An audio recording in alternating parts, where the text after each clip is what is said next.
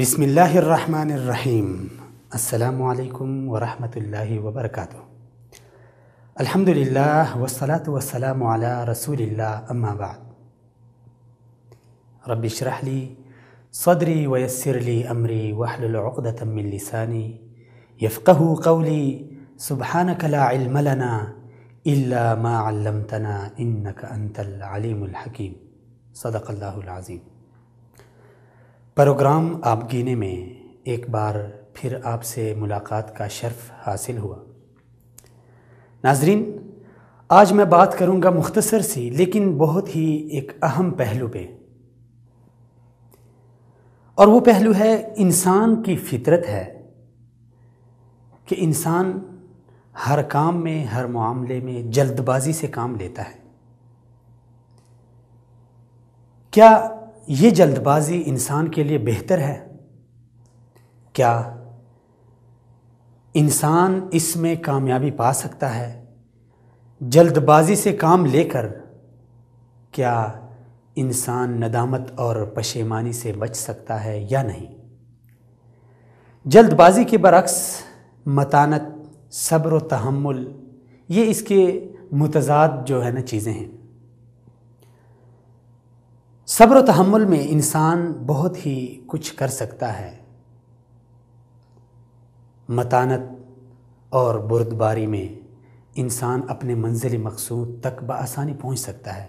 وہ اس لیے کہ جب اس کے سامنے کوئی معاملہ آتا ہے تو وہ اس میں سوچ و بچار کرتا ہے، بجائے اس کے کہ وہ وقتی طور پہ جلدی سے فیصلہ دے اور اس فیصلے پہ بعد میں وہ پریشانی کا اظہار کرے۔ اس کے بجائے انسان سوچتا ہے، اس معاملے کو حل کرنے کی تدابیر اپناتا ہے، دوسرے اچھے لوگوں سے مشورہ لیتا ہے، اپنے بڑوں سے اس میں رائے لیتا ہے۔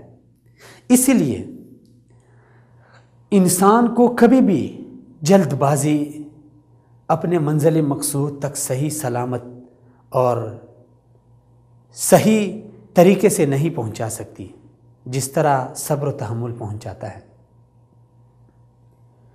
ہم اس کی ایک مثال لے لیتے ہیں۔ مثلا ایک گاڑی ڈرائیور ہے، وہ گاڑی چلاتا ہے،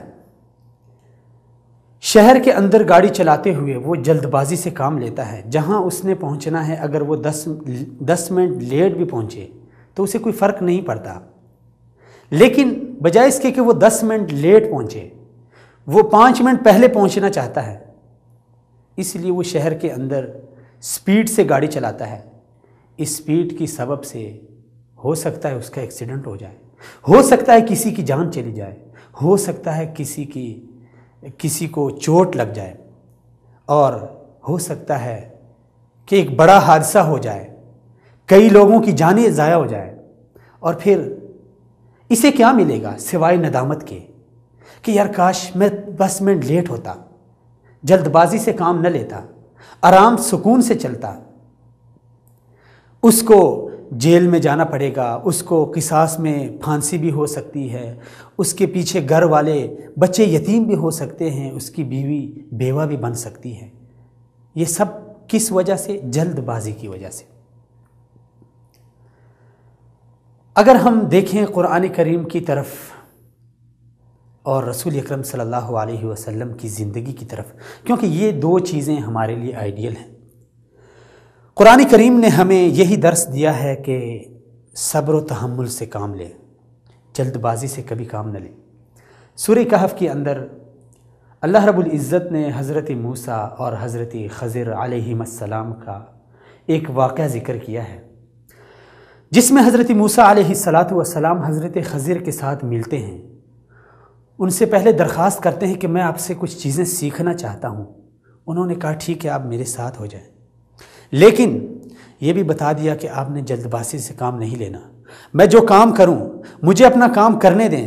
اگر آپ نے جلد بازی سے کام لیا تو ہو سکتا ہے میں آپ کو اپنے سے الگ کر دوں، اور یہی ہوا۔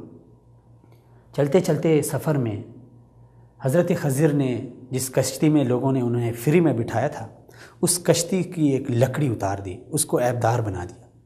حضرت موسیٰ کو غصہ آیا کہ یہ کیا کیا تم نے؟ ان لوگوں نے ہمیں کشتی میں بٹھایا اور آپ نے ان کی کشتی خراب کر دی۔ انہوں نے کہا میں نے آپ کو کہا بھی تھا کہ آپ میرے ساتھ سفر کرنے میں، میرے ساتھ زندگی گزارنے میں صبر نہیں کر سکتے۔ حضرت موسیٰ خاموش ہو گئے۔ آگے چلتے چلتے حضرت خضر نے ایک نوجوان تھا، اسے قتل کر دیا۔ پھر حضرت موسیٰ نے کہا یہ بھئی تم نے کیا کر دیا؟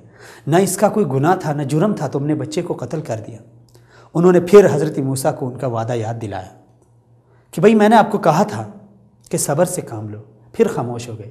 چلتے چلتے آگے ایک گری ہوئی دیوار تھی، حضرت خضر نے اسے بنایا، اور وہ دیوار ایک ایسی بستی میں تھی کہ اس بستی والوں نے ان کی مہمان نوازی سے انکار بھی کیا تھا، لیکن اس کے باوجود حضرت خضر نے یہ دیوار بنائی بغیر کسی مزدوری کے۔ تو حضرت موسیٰ نے پھر کہا کہ بھئی دیکھیں ان لوگوں نے ہمیں نہ کچھ کھانے کو دیا نہ پینے کو دیا، انہوں نے ہمارے سے کیا سلوک کیا، اور آپ نے ان کے لیے یہ دیوار فری میں بنا دی۔ یہیں پہ حضرت خضر نے کہا ھذا فراق بینی و بینک سأنبئک بتأویل ما لم تستطع علیہ صبرا۔ موسیٰ یہاں سے میرے اور آپ کے راستے الگ ہو گئے، اور جو کام میں نے کیے ہیں ان کی وجوہات میں آپ کو بتا دوں گا، لیکن اس کے بعد آپ میرے سے الگ ہو جائیں، میں آپ سے الگ ہو جاتا ہوں، آپ کو اپنے سے الگ کرتا ہوں۔ دیکھیں یہاں پہ ایک ٹیچر اور ایک اسٹوڈنٹ کا ماحول تھا، لیکن جلد بازی نے حضرت موسیٰ کو مزید کچھ سیکھنے سے محروم کر دیا۔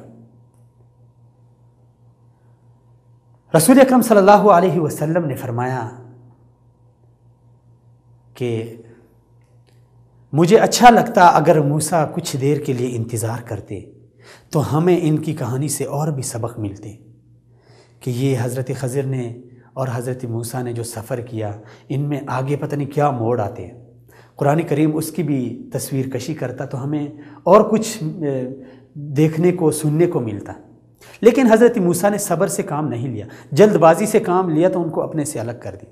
یہ قرآن کریم نے ایک قصہ نہیں سنایا، نہ ہی قرآن کریم کوئی ایسی کہانی ہے، ایسی کتاب ہے کہ جس میں افسانے اور کہانیاں ہیں۔ اللہ رب العزت نے قرآن کریم میں جو چیزیں نازل کی ہیں ہماری ہدایت، ہماری رہنمائی کے لیے کی ہے۔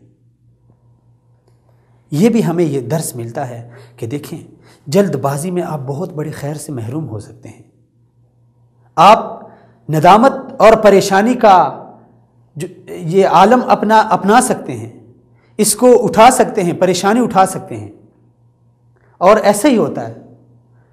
حضرت اسامہ بن زید رضی اللہ تعالی عنہ کا وہ مشہور واقعہ،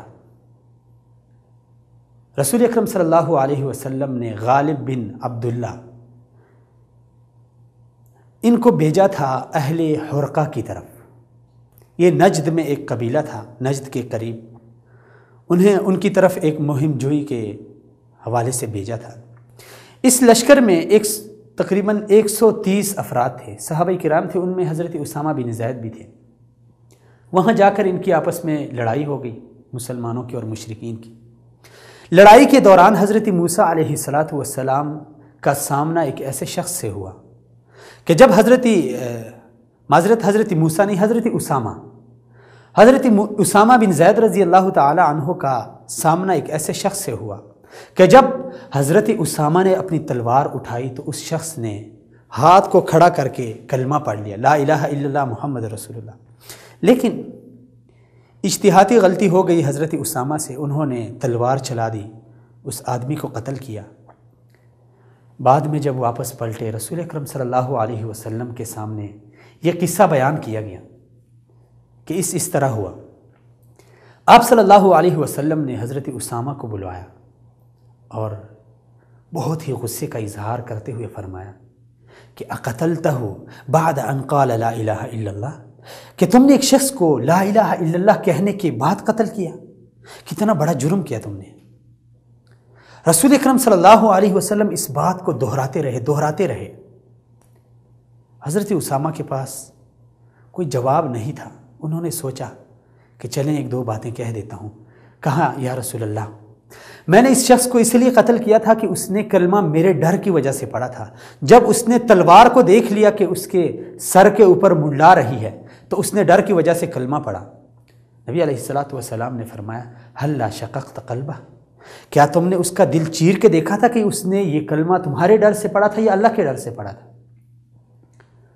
نبی علیہ الصلاۃ والسلام کو بہت ہی غصہ آیا، اور جس طرح میں نے پہلے عرض کیا کہ یہاں پھر انسان کو ندامت، افسوس کے سوا کچھ نہیں حاصل ہوتا۔ یہاں بھی یہی ہوا۔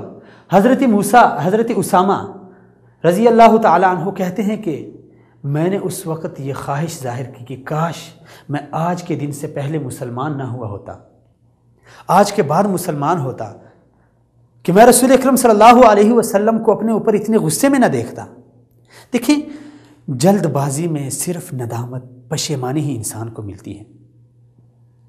اور یہاں پھر اللہ رب العزت نے قرآن کریم میں یہ اسلوب نازل کیا، وَلَا تَقُولُوا لِمَنْ أَلْقَى إِلَيْكُمُ السَّلَامَ لَسْتَ مُؤْمِنًا، کہ جو شخص آپ کے اوپر سلام کہے، آپ کی طرف سلامتی کا ہاتھ بڑھائے، اس کو آپ نے یہ نہیں کہنا کہ تم مومن نہیں ہو۔